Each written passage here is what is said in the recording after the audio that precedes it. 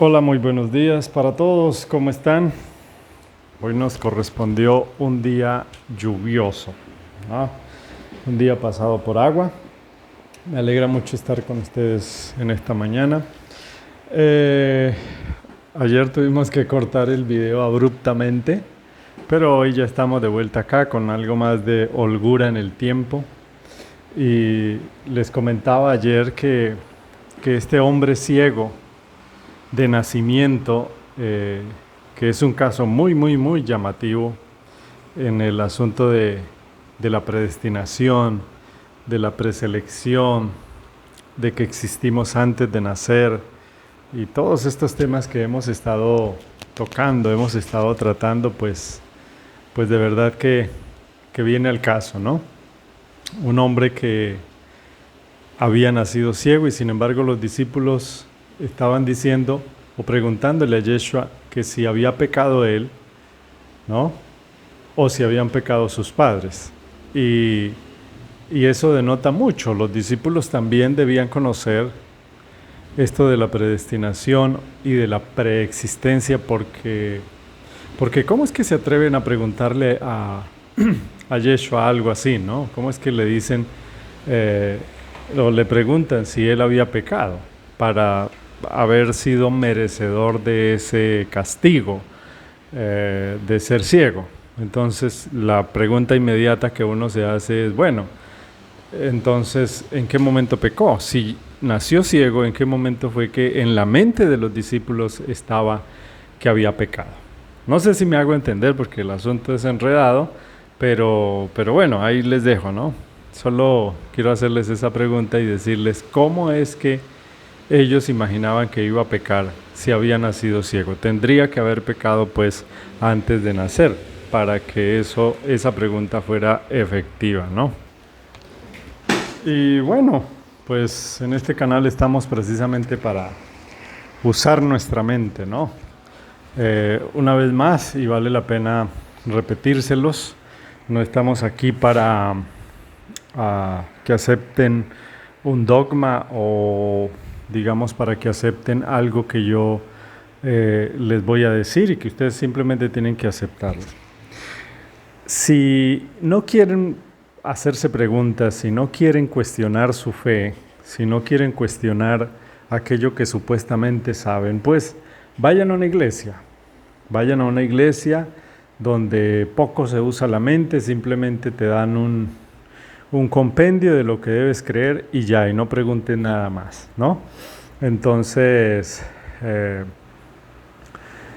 aquí no va a ser así, ¿no? Aquí todos somos libres de pensar, de imaginar, de refutar, de cuestionar, de dudar, porque estamos buscando la verdad, ¿no? Ese es el propósito de este canal. Entonces, pues, si han llegado hasta este video, si han llegado hasta estas alturas, espero que ya tengamos la mente suficientemente madura para sacudir nuestras creencias, para gastarle tiempo a todo esto del Evangelio del Reino y de la verdad que éste encierra, para que podamos avanzar. Ayer casualmente me decía un amigo, ¿cuál es la razón, no? Que le diera una razón para vivir. Y yo le decía que la única razón para vivir, la única que conozco, la única que puedo llegar a aceptar como lógica es la parte espiritual. ¿Por qué? Porque lo demás es infructuoso. Ya lo oímos en la reflexión que hace Shlomo, donde él dice que todo es vanidad, y es la verdad. En este mundo no hay nada que nos pueda llenar, no hay algo que nos llene de una felicidad que no se marchite, porque el dinero, la fama, el éxito, entre comillas, y todo esto, no hay nada, no hay absolutamente nada que pueda durar para siempre o que nos pueda llenar ese vacío que tenemos del Padre, ese vacío que hay en la parte espiritual. Escuchamos de mucha gente que se suicida, de mucha gente que se quita la vida precisamente porque no encuentran, y eso no depende de la cantidad de dinero que tengas en la cuenta, ni depende qué tan bonito seas o qué tan talentoso seas. Casualmente ayer escuchaba el caso de una niña actriz por allá de Hollywood que, siendo tan bonita, tan hermosa físicamente y talentosa, pues ayer a sus 19 años decidió quitarse la vida. Y así cientos de casos, no sé, muchos casos de gente que decide quitarse la vida precisamente porque no encuentran ese algo que pueda llenarlos. Y por ahora a mí lo único que se me ocurre es lo espiritual, la Biblia, ¿no? Porque ni el dinero ni nada de eso nos va a satisfacer por completo. Así que dediquémosle tiempo a esto, que me encanta una reflexión que hace un pastor evangélico cristiano, que dice que si llegáramos al final, ¿no? Al final del tiempo, a la muerte o cualquier cosa que se llame el final, y llegamos y de repente descubrimos que no hay nada, es decir, nunca nos levantamos de la tumba, simplemente no hay nada, simplemente vinimos, morimos y ya, eso fue todo. Si descubriéramos al final que ya no hay nada, ¿qué perderíamos con haberle gastado todo este tiempo a lo espiritual? Nada. Antes nos trajo felicidad. A mí me trae felicidad lo espiritual. Me trae paz, me trae bálsamo, ¿no? Me trae esperanza. Así que si llegamos al final, Blanca, si llegamos al final y descubrimos que no hay nada, pues no perdimos nada. ¿O qué perdió usted por haber creído, por haber buscado, por haberle gastado tiempo a lo espiritual? Por haber creído que había un ser superior que nos trajo por aquí. Pues no pierde nada. Ahora, pensemos que sí hay algo. ¿Qué tal que sí haya algo? ¿Qué tal que sí suceda algo después de la muerte? ¿Qué tal que haya otro lugar, otra dimensión donde vamos a ser conscientes? Pues entonces habremos perdido todo si no buscamos de Él, si no le gastamos tiempo a lo espiritual. Entonces yo prefiero buscar al Padre, que yo sé que en mi corazón debe haber algo, yo sé que alguien tiene que estar allá arriba. Todo esto no puede ser producto de simplemente un estallido, que es lo que las mentes brillantes y doctorales dicen que existió, que pasó, que fue un estallido de una estrella, el Big Bang, y que de ahí para adelante fue donde se originó la vida. Yo no me como ese cuento, hermano, yo no me como ese cuento. Casualmente le dije a un ateo, el cual lo escucho para saber cómo piensa un ateo, y explicaba con qué fervor, ¿cierto? Con qué creencia, con qué confianza explicaba cómo había sucedido aquella explosión y cómo había generado vida esa explosión. Y yo le decía, en tono irónico, le escribí y le dije, qué bueno que estuviste ahí, ¿no? Qué bueno que estuviste ahí para ver. Y esa es la verdad. Es más fácil, es más lógico creer que hay un ser superior que hizo todo esto, a que simplemente todo esto es casualidad. Entonces, yo estoy convencido de que la cuestión está por el lado espiritual, ¿no? Está por ahí, por ese lado de lo espiritual, de la Biblia, de buscar a un ser superior. Y aquí tenemos, por supuesto, como les decía, el caso de este hombre que cuenta el Evangelio, y es el caso de un hombre que nace ciego y los discípulos preguntan, ¿no? Si pecó él o pecaron sus padres. Y lo interesante es que Yeshua no les dice, ¿cómo se les ocurre preguntar eso? ¿Qué es lo que están diciendo ustedes? Como en otras ocasiones sí los reprendió fuerte, ¿no? No, Yeshua les dice, no, ninguna de las dos. Él nació para que yo viniera y lo sanara y la gente viera el poder del Padre. Entonces eso me hace pensar que nuestras vidas, todo aquello que nos pasa, lo bueno y lo malo, las tragedias, porque para este hombre ciego de nacimiento eso fue una tragedia, ¿no?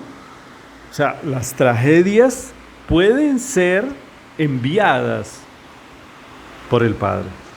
En el cristianismo nos hacen pensar que lo bueno es de Dios y lo malo es de Satanás, ¿no? Pero por lo menos esa ceguera la había mandado directamente el Padre. ¿O no? ¿O fue que el ciego nació ciego porque el diablo quiso que naciera ciego?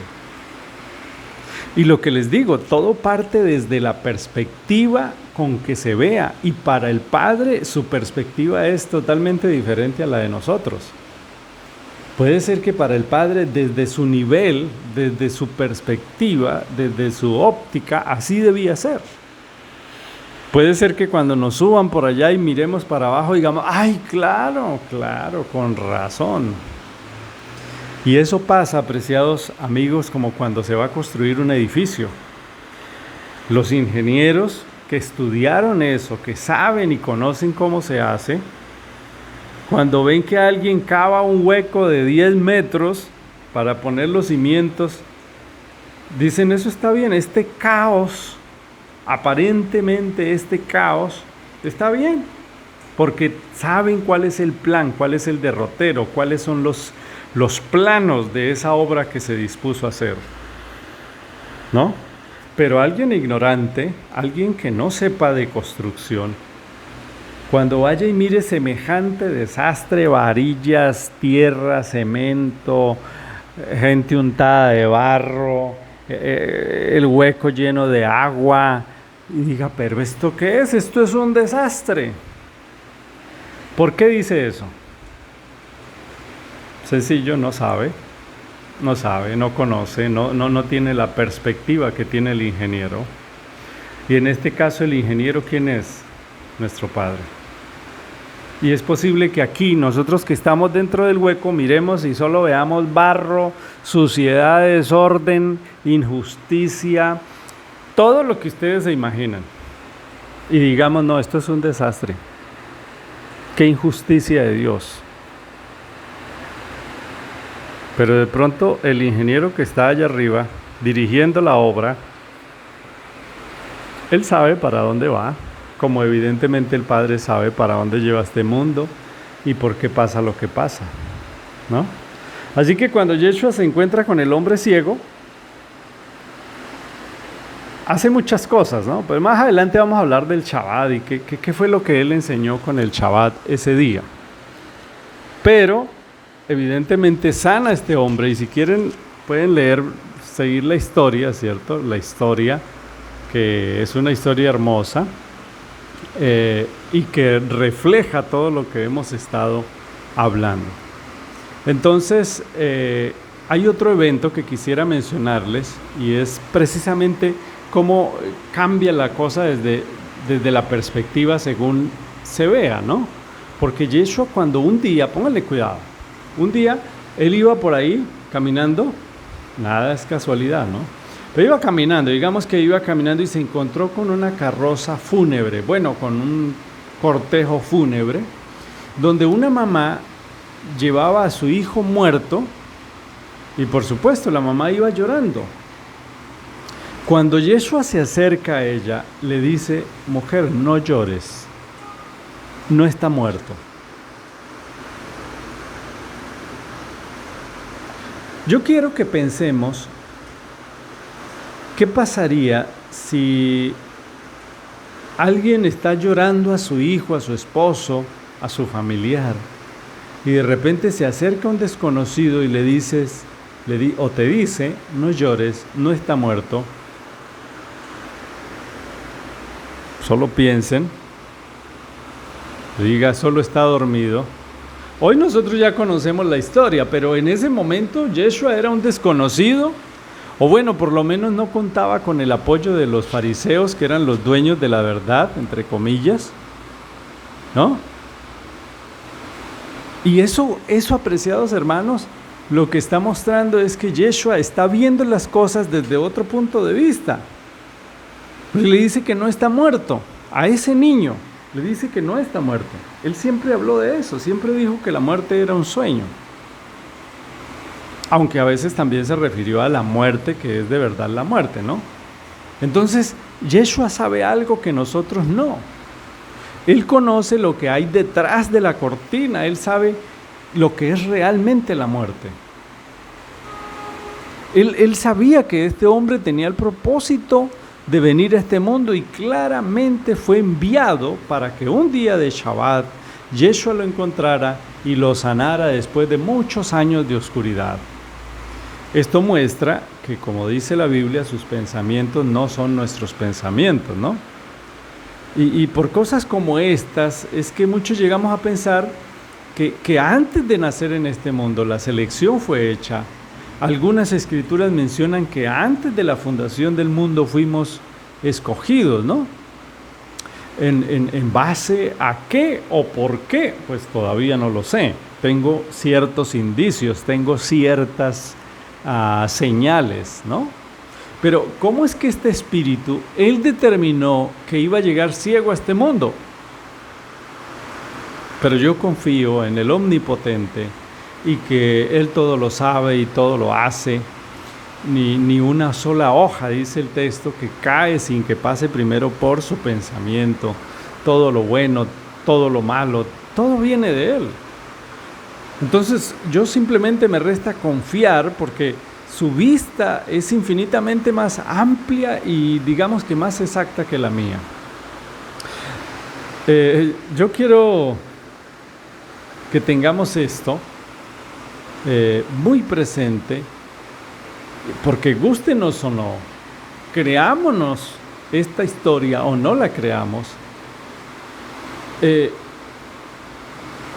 lo que está diciendo, escúchenme bien que esto nos va a volar la cabeza, lo que está diciendo Juan en su relato es que cuando los papás de ese ciego tuvieron sexo y vino el esperma y el óvulo, ¿no? Y se unen, el padre dijo, este va a nacer ciego. Pero yo lo voy a sanar dentro de 38 años frotándole barro y saliva. Y esa idea es, wow, estamos en las manos del Creador, nos conoce, no somos producto de la casualidad. Así que yo todo esto, hermano, le gasto cabeza. ¿En dónde fue que Él quiso que naciéramos, no? Porque eso también determina el caos. Es que la predestinación es como llevar algo y encauzarlo, ¿no? Como irle poniendo una tablita por acá, otra por acá, por allí, irlo acomodando, irlo juntando, irlo desviando, a fin de llevarlo a un destino, a un lugar, ¿no?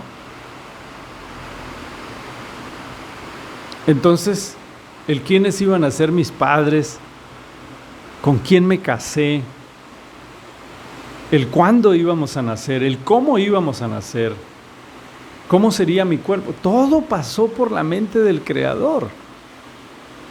Y sobre todo cómo y en qué circunstancias íbamos a tener contacto con la luz en algún momento de nuestra vida. Entonces no hay nada que se salga de las manos del Creador. ¿Por qué se mueren los ricos con cáncer? Rodeados de los mejores médicos y avances científicos y rodeados por todos los recursos, ¿no?, posibles para que no se mueran. ¿Por qué se mueren? ¿No? No es el hombre el que decide lo que va a pasar, apreciados amigos. Y yo sé todo lo que se nos viene a la cabeza, pero les estoy presentando lo que la Biblia dice, predestinación. Yo confío en que nuestro Padre sabe lo que hace y sus designios son superiores a nuestros pensamientos. Y les repito, ¿no? El Creador no sabe lo que va a pasar en el futuro. Él hace el futuro. Porque en la iglesia nos dijeron que Él conocía el futuro, es decir, en una línea del tiempo, Él viaja hasta dentro de 1000 años y dice, ya sé. Imagínense esta idea tan distorsionada. El Padre dice, el Todopoderoso, ¿no? Dice, ya sé qué es lo que va a pasar. Dentro de 2000 años va a pasar esto. Así que yo me anticipo y les voy a decir aquí qué es lo que va a pasar. Y eso le resta total poder al rey que es soberano. Eso le quita todo el poder, porque entonces él es una ficha más del destino, y eso no es así. Cuando el Padre le dijo a Abraham que 400 años después sus descendientes, el pueblo escogido, iba a ser esclavizado en Egipto, no era que le estaba adivinando el futuro, no es una bruja, no es un espiritista para que se lo adivine, le estaba diciendo lo que iba a pasar, se lo estaba decretando. Y le dijo, esto es lo que va a pasar. Y así como con José entendió que él había llegado a Egipto preso porque el Padre estaba moviendo sus fichas a fin de que sucediera lo que iba a suceder. Así que cuando el pueblo de Israel fue cautivo, fue prisionero por Faraón, no fue que al Faraón se le ocurrió, o sí, en su libre albedrío el Faraón dijo, esta gente me tiene cansada, los voy a esclavizar. No, Pablo dice que el Padre trabajaba con el Faraón. La Biblia dice que el Padre trataba con el Faraón y con todos los reyes. Es que, hermanos, cuando leemos que Él quita y pone reyes, cuando leemos que Él interviene en la política y todo eso, nos imaginamos quién sabe qué cosas. No, lo que está diciendo es que detrás de las espadas, detrás de los misiles, detrás de las flechas, detrás de los sentimientos, detrás de todo lo que se mueve, de las votaciones en las urnas, ahí está metido el Padre. Porque Él es el Rey. Él es el Rey. Porque Él es el Rey y eso es lo que significa ser Rey. Un Rey soberano que depende de las circunstancias, un Rey soberano que depende de las casualidades, pues no es tan soberano, no es tan poderoso. Entonces el Creador hace el futuro. No es que vea lo que va a pasar, no es que atine a lo que va a pasar, sino que Él hace que pase. Cuando Él creó el mundo, los 6 días de creación, estaba diciéndonos cuánto tiempo iba a durar el mundo. O sea, Él hizo la maqueta, Él hizo todo el proyecto, estableció un número de espíritus, los creó, escogió, ¿no? Dice que en la fundación del mundo se escogió a esas personas y simplemente echó el plan a andar, ¿no? ¿Y eso quiere decir que estoy predestinado? Claro que sí. Él dice, mis ovejas oyen mi voz. Y créanme que una persona que esté en pecado y no busque la luz, pues difícilmente es un escogido. En algún momento de su vida, escúcheme bien, no es que peque, porque todos pecamos, es que se siente atraído indescriptiblemente hacia la luz, ¿no? Es decir, que tiene una luz, una relación con la luz en su vida. Así que eso me da a entender muchísimas cosas, ¿no? Aquello de que el que crea no va a ser condenado, ¿no? Porque creer, incluso creer, es un acto que viene desde el cielo. Así que en mi corto entendimiento, ¿no? Entender la predestinación es algo difícil porque nuestra realidad es muy limitada, muy pequeña. Yo no estoy diciendo que yo lo entienda clara y definidamente, no. Pero en la línea de tiempo del Creador, ¿cierto? Yo, digamos que yo alcance a vivir hasta los 70 años, pues yo soy un puntico muy chiquitico en la eternidad. Y eso es para que aprendamos que el Padre tiene infinito poder, destina muchas cosas para que ocurran en nuestra vida, incluso predestina, como les decía, en qué momento la luz va a llegar a nosotros. Y el problema es que ninguno sabe si es escogido o no, ¿no? Así que debemos buscarlo de acuerdo a nuestro sentir, ¿no? Porque Él es el que lo pone. Finalmente, los escogidos se revelarán al final del tiempo, ¿cierto? Volviendo a la parábola del trigo y la cizaña, dice que solo al final del tiempo se hará la escogencia final, ¿no? Ahí está el trigo viviendo con la cizaña todo el tiempo. Y aparentemente todos son trigo, ¿no? Todos parece que fueran buenas personas, o no buenas personas, siempre cometo el mismo error, no buenas personas, pareciera que todos fueran hijos de Dios, pero la cosa no es así. Así que bueno, ahora pensemos un poquito en este hombre, ¿no? En el ciego de nacimiento. Entonces, había podido estarse quejando toda la vida, Elohim no me escucha, no me merezco esto, ¿por qué a mí? Bueno, este ciego era una buena persona, además muy inteligente, ¿no? Él se hubiera hundido en la depresión y hubiera maldecido al Creador por haberle hecho esto a su vida, hubiera hecho que su vida hubiera sido miserable, pero no. El hombre me llama poderosamente la atención que aguarda pacientemente su milagro, aun cuando las posibilidades eran muy escasas.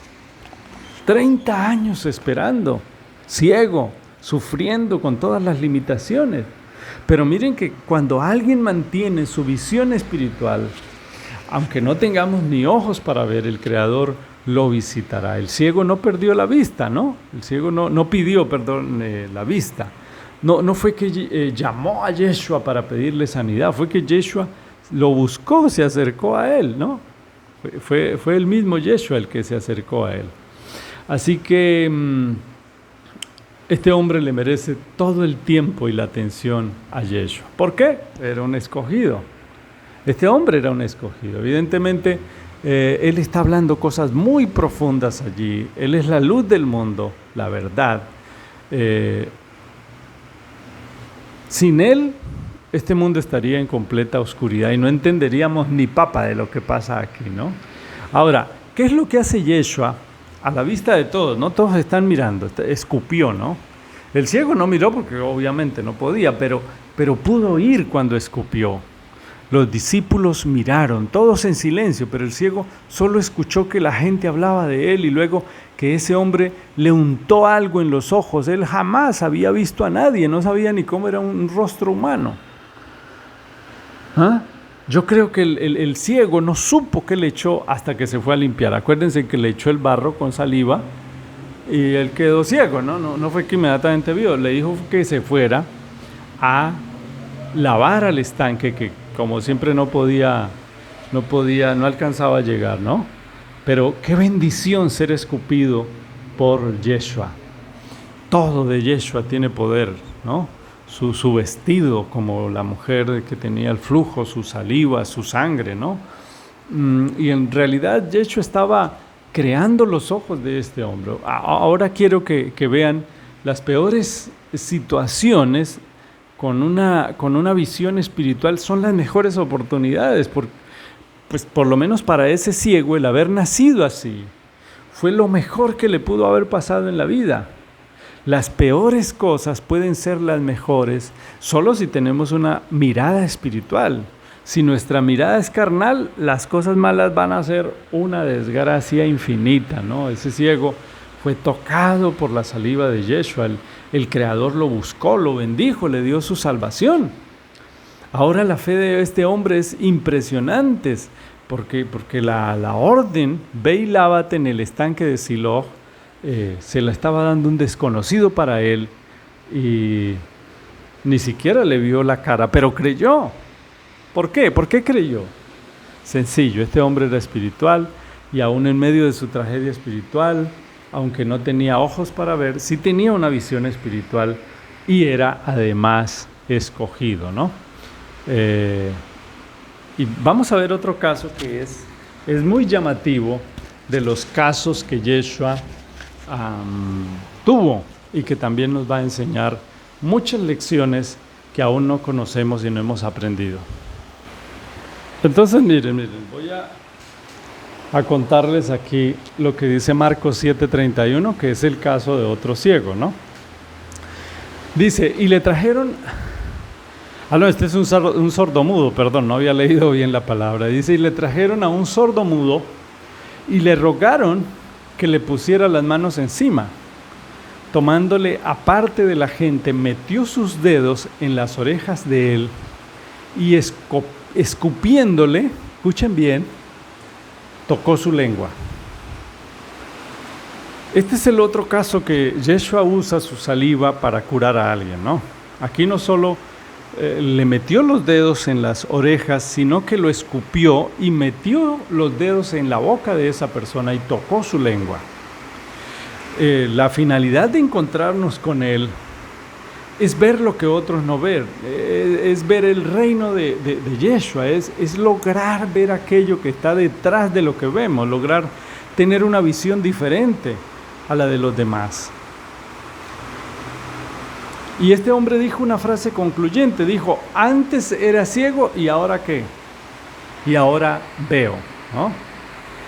Y es que precisamente el libro de Juan, en el capítulo 17, el versículo 17, es una cosa sorprendente. Si ustedes quieren leer cosas profundas, cosas muy, muy espirituales, lean el capítulo 17 del libro de Juan. Y lo vamos a leerlo porque me parece que vale la pena leerlo. Dice, estas cosas habló Yeshua y levantando los ojos al cielo dijo, Padre, la hora ha llegado. Glorifica a tu Hijo para que tu Hijo te glorifique a ti. Como le has dado potestad, acuérdense de él, Él le da la potestad a su Hijo, sobre toda carne, para que le dé vida eterna a todos los que le diste, ¿no? El Padre le da a un grupo de gente a Yeshua, se los regala y le dice, cójalos para usted. Y esta es la vida eterna. ¿Cuál es la vida eterna? Que te conozcan a ti, o sea, al Padre, el único Dios verdadero, y a Yeshua, a quien has enviado. Punto. Yo te he glorificado en la tierra, he acabado la obra que me diste para hacer. Ahora pues, glorifícame al lado tuyo con aquella gloria que tuve contigo antes de que el mundo fuese, ¿no? Acuérdense cuando Él llama a su Hijo y le dice, siéntate a mi derecha hasta que ponga a todos tus enemigos bajo el estrado de tus pies. ¿Ah? Esa fue la gloria que le dio. He manifestado tu nombre a los hombres que me diste. Recuerden, Él no le manifestaba su gloria a los que no eran de Él. ¿Qué les manifestaba a los que no eran de Él? Parábolas. Pero Él le manifestó la gloria que el Padre le dio a ¿quiénes? A los escogidos. Tuyos eran, sigue diciendo, y me los diste y han guardado tu palabra. Ahora ellos han conocido que todas las cosas que me has dado proceden de ti. Porque las palabras que me diste, yo también se las he dado, y ellos las recibieron, y han conocido verdaderamente que salí de ti, y han creído que tú me enviaste. ¿Cuál fue el problema en el reino? Que no todo el mundo creyó que Yeshua había salido del Padre. Y cuando digo salir del Padre es que se desprendió del Padre, que era de su misma naturaleza. Ese fue el problema del reino. Y Hasatán Luzbel se encargó de difundir el rumor, la creencia de que Yeshua no era el real Hijo del Padre. Ahora Yeshua dice, los que tú me regalaste, las personas, los escogidos que me diste, yo he venido, les he enseñado, les he mostrado, y ellos han conocido, ¿no?, que verdaderamente yo salí de ti, es decir, que yo soy tu Hijo, y han creído que tú me enviaste. ¿Quiénes? ¿Los fariseos? No, los escogidos. Entonces dice el versículo 9, dice, yo ruego por ellos, no ruego por el mundo, no por la gente que está allá, no, sino por los que me diste, porque tuyos son, y todo lo mío es tuyo y lo tuyo mío, y he sido glorificado en ellos. Es decir, lo han aceptado. Le han aceptado la dignidad que Él dijo que tenía. Y ya no estoy en el mundo, pero ellos sí. Y yo voy a ti, Padre Santo, a los que me has dado, guárdalos en tu nombre para que sean uno, así como nosotros. Cuando estaba con ellos en el mundo, yo los guardaba en tu nombre. A los que me diste, yo los guardé y ninguno de ellos se perdió. Escuchen bien esto.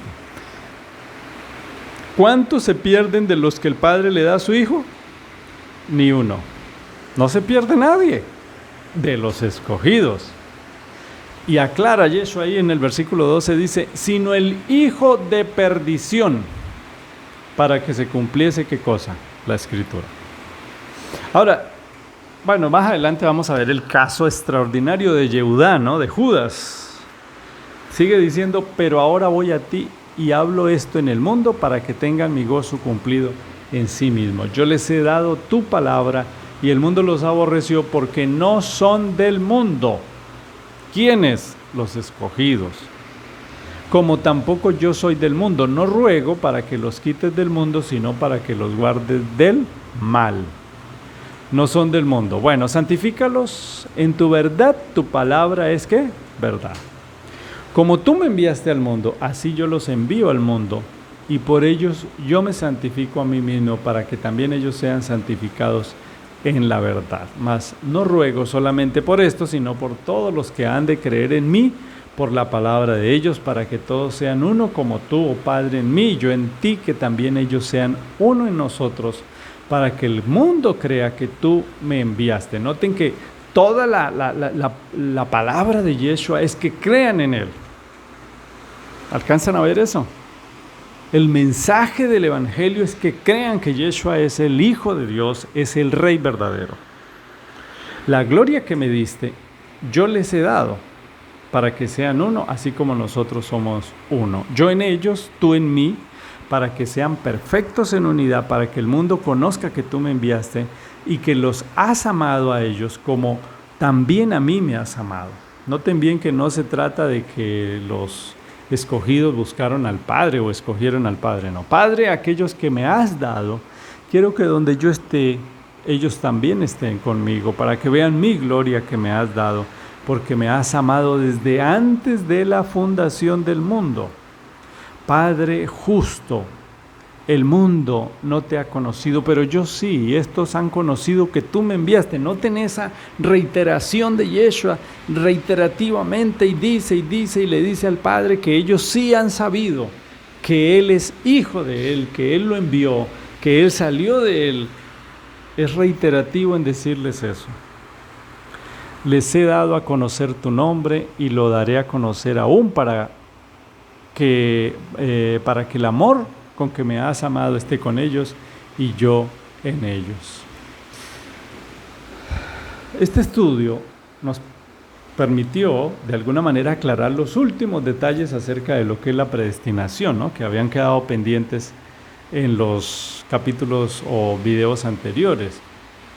Solo que hoy va enfocado a lo que el Padre y Yeshua conversan en Juan 17.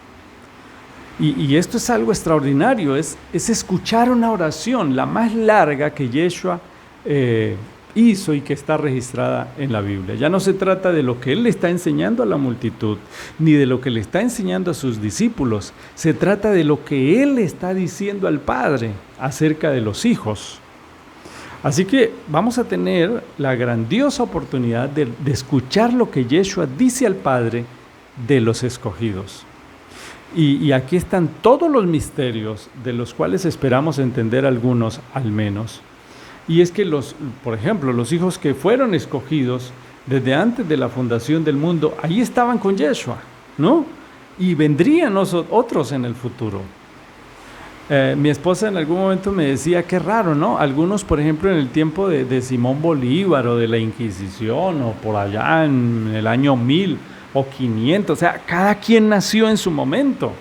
Por eso este tiempo de conocimiento, este tiempo después de Yeshua es una bendición, ¿no? Noten cómo Él dice, no son de este mundo, no son de este mundo. Dijo que los discípulos no eran de este mundo, es decir, ya vimos cómo los salvos fueron escogidos desde antes que se formara la tierra, y ahora vamos a terminar de entender lo que significa esta frase. Pero antes, permítanme tener un pequeño paréntesis para estudiar un texto que realmente me pareció muy llamativo. Ustedes sin duda lo habrán leído en alguna vez. El texto dice allí mismo que Yeshua les dijo la paz, que es shalom en hebreo. La paz os dejo, mi paz os doy. No como el mundo la da, no se turbe vuestro corazón, ni tenga miedo. Esto lo digo para que tengan en mi paz, en el mundo tendréis aflicción, pero confiad, yo he vencido al mundo. Está en Juan 14, ¿no? Está un poquito más atrás, verso 27.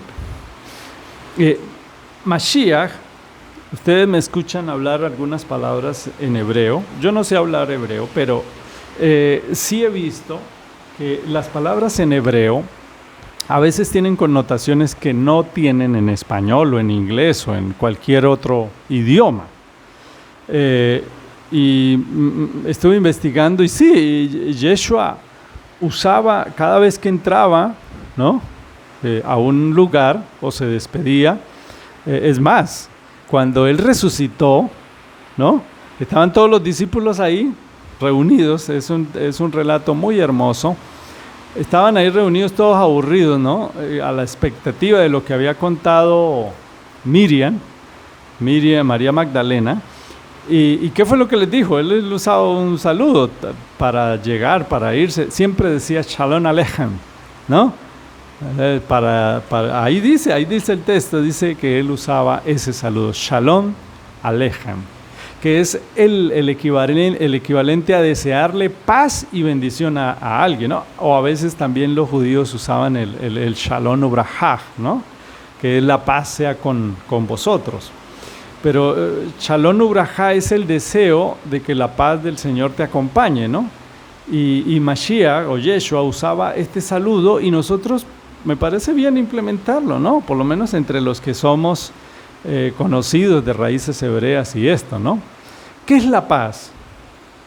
Es el equivalente a, bueno, digamos que es la felicidad en nuestro idioma, pero en hebreo tiene, como les decía, una connotación diferente. Y es que es una paz que viene ¿de quién?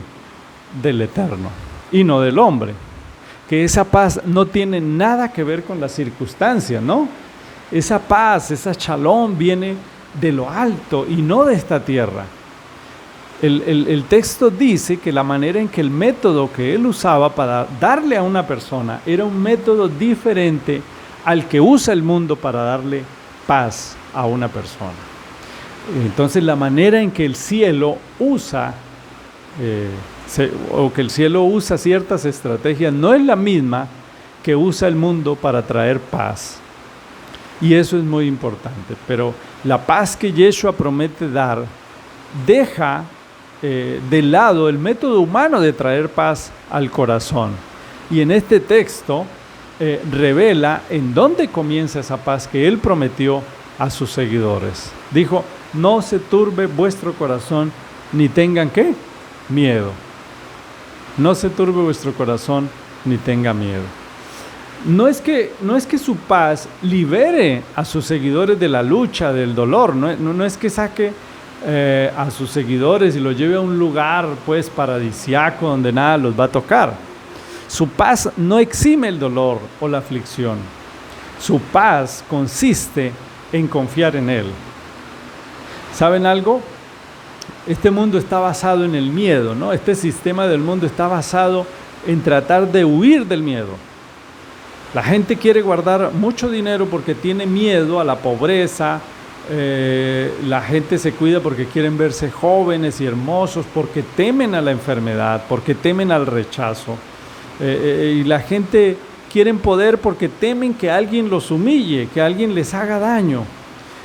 La gente quiere conocer nuevos placeres porque creen que en la diversión pueden encontrar esa paz y esa alegría que anhela su alma. Pero la verdadera paz es mucho más de lo que el mundo ofrece, porque esta paz se basa en algo más que el dinero, la belleza o el poder. se basa en la confianza, se basa en confiar en Él. Solamente el día que confiemos en Él plenamente, el día que creamos que estamos en sus manos y que es Él el que guía todas las cosas, ese día vamos a saber lo que es la paz, la shalom de Yeshua. Kefa lo logró. Su conexión con Él fue tan grande que había perdido su profesión, perdió su familia, perdió su dinero y aún así estaba cantando cuando fue al templo. Pero ese proceso no es fácil para ningún ser humano. Para mí es sumamente difícil. Y a Kefa también le valió muchas lágrimas, muchos descaches, ¿no? Muchos chascos, muchas metidas de pata.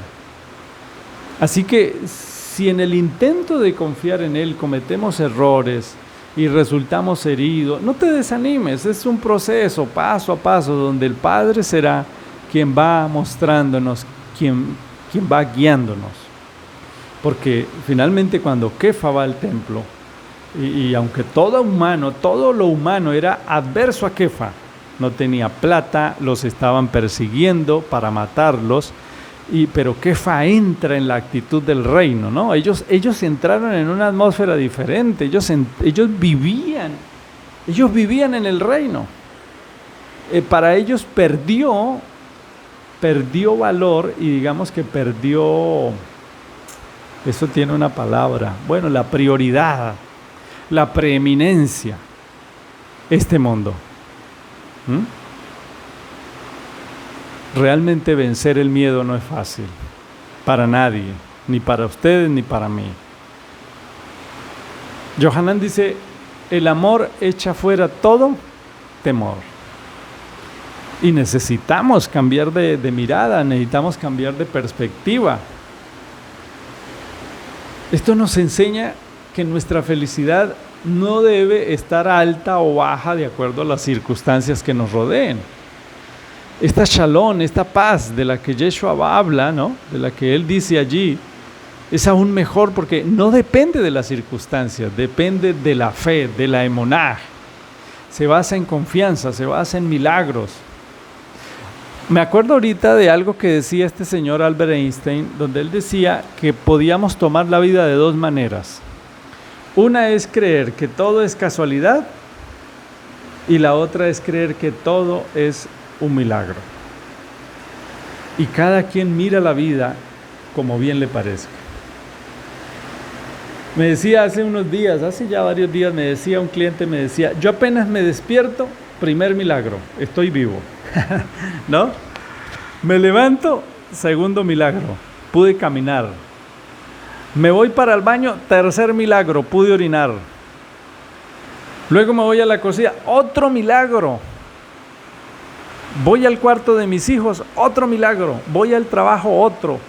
¿Cuántos milagros ocurren al día de los cuales tú ni siquiera das las gracias? Pero, ¿quiénes se pueden meter en esa atmósfera del agradecimiento? ¿Ah? Los que tengan una visión espiritual. Yeshua dijo, en el mundo tendréis ¿qué? Aflicción. La verdadera victoria, como dice aquí este texto, no es estar luchando para tener con qué vencer el miedo, no. Yo busco dinero para vencer la pobreza, ¿no? Yo busco belleza para poder vencer a la muerte. No, aquí es todo lo contrario, aquí es prepararnos desde la fe para no tener miedo, aunque la casa se esté cayendo.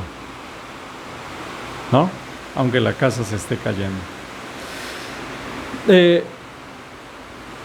Hay cientos de casos, muchos casos de personas exitosas, pero infelices. Hay unas pocas que se atreven a decir que son infelices. Hay otras que se quedan callados por miedo al que dirán, pero estoy casi seguro,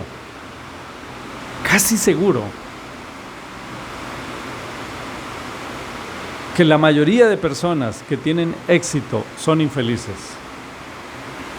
Les voy a citar algunos casos porque hay cientos y cientos y cientos. Miren, Shaquille O'Neal, que fue un jugador del más famoso de la NBA de Estados Unidos, multimillonario, dice que un día fue al supermercado.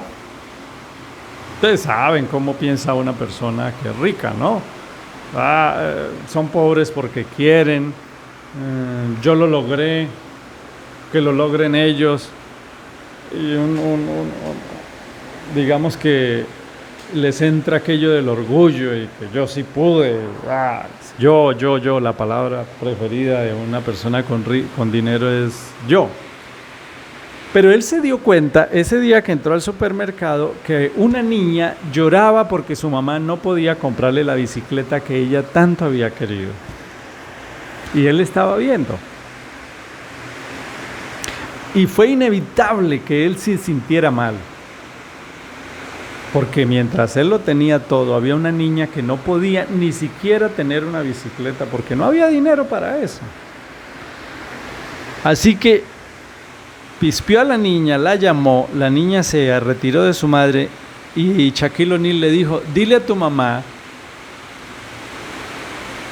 que si permite que yo te regale esa bicicleta. Y ella fue y le dijo a la mamá, y por supuesto la mamá dijo, claro que sí, y le dio la bicicleta. Y ha sucedido un milagro en el corazón de Shaquille O'Neal. ¿Quién fue el beneficiado? ¿La niña, la mamá o este señor? Pues sí, señor. Shaquille O'Neal le cogió el gustillo. Cogió una de las herramientas que Yeshua enseña para ser feliz. ¿Cuál es? Dar, ayudar a los demás. Y entonces escribe Shaquille O'Neal y dice que desde ese día, se la pasa en los supermercados, mirando a gente que no tiene y le suple sus necesidades. Y que es indescriptible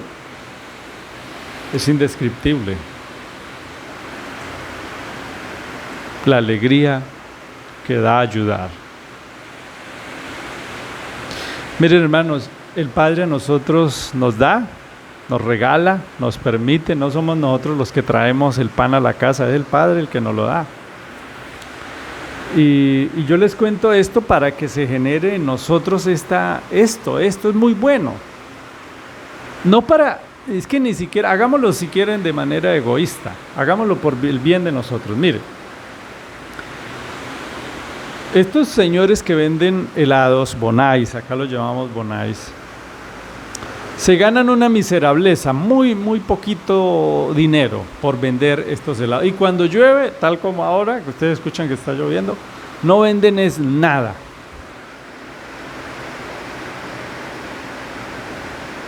Y yo he hecho un experimento que les pido que ustedes lo hagan. Yo me los encuentro generalmente gente muy pobre, ancianos, mujeres viejas. Y cuando yo les pongo un billetico en la mano, yo no sé si están más contentos ellos o yo de ver la alegría de ellos. Pero hermano, no hay nada más que llene el corazón humano que usar las herramientas que Yeshua puso para la felicidad, porque son herramientas poderosas. Pero cuando a mí me dicen que J Balvin está depresivo, que no quiere ni levantarse de la cama y que tiene ideas suicidas, y así tanta gente, es porque no se han enterado que estos métodos de Yeshua para traer paz al corazón están ahí, son sencillos. Hay una chica que se hace llamar en redes sociales, se hace llamar Pau Tips, y me llamó la atención porque cualquier día apareció diciendo que estaba depresiva, que no quería vivir, que que no quería saber nada del mundo.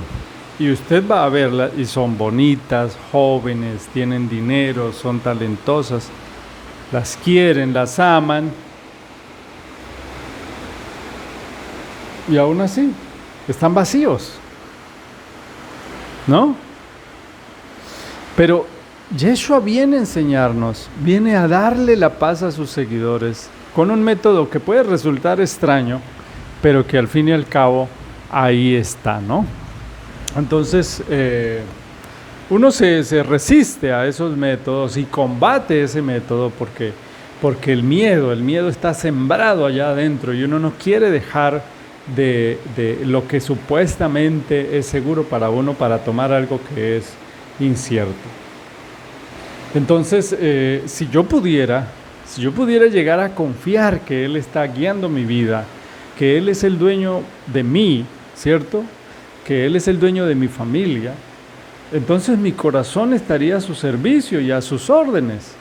Y cuando viera venir la hora, incluso la hora de mi muerte, cuando supiera que la muerte ya viene, yo podría decir, aquí fue, este es el momento, allá voy, Padre, regreso a casa, regreso al lugar de donde vine, me entrego en tus manos, Padre.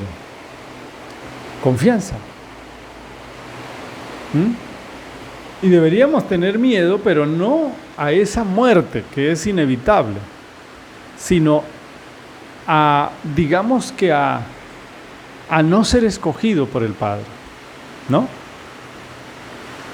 Pero por supuesto, ¿no? Eso tiene que ver con otro tipo de, digamos, de situación que vamos a ir explicando poco a poco. Lo que sí me está diciendo es que la visión de Yeshua es celestial, viene de arriba, sus palabras, sus enseñanzas, su verdad es diferente a lo que vemos aquí. Aquí, de pronto a mucha gente les parecería locura, ¿no? Porque como decían en su tiempo, dura es esta palabra, ¿quién podrá oírla? Pero ese es el método que Yeshua usa, ese es el método que Él usa para traer paz al corazón humano. Y esto nunca lo vas a oír en la iglesia, ¿no? En la iglesia se va a enseñar muchas cosas superficiales. Tenemos que erradicar el miedo de nuestra vida.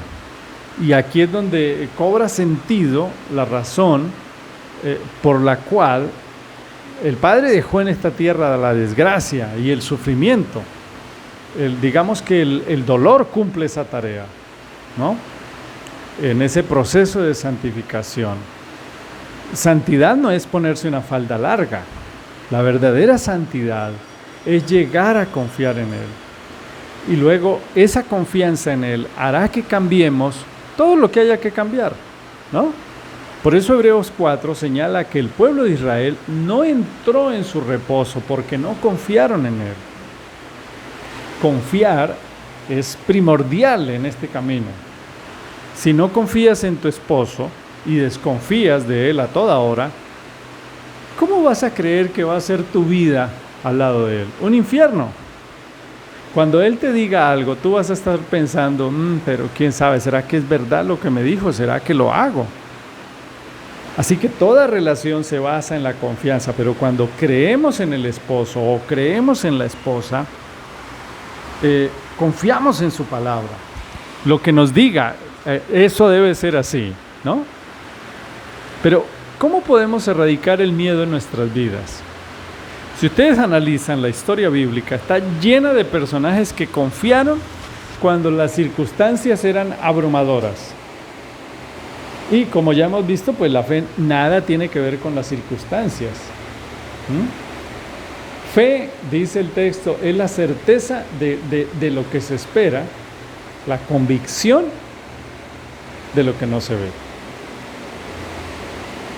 Entonces, quiero dejarles esta meditación aquí, quiero dejarles este pensamiento y oremos para que nuestro Padre nos ayude, nos tenga misericordia, nos guarde y que estemos incluidos en ese pedido de oración que Él hizo en Juan 17. Un saludo para todos, que nuestro Padre les bendiga y un feliz día.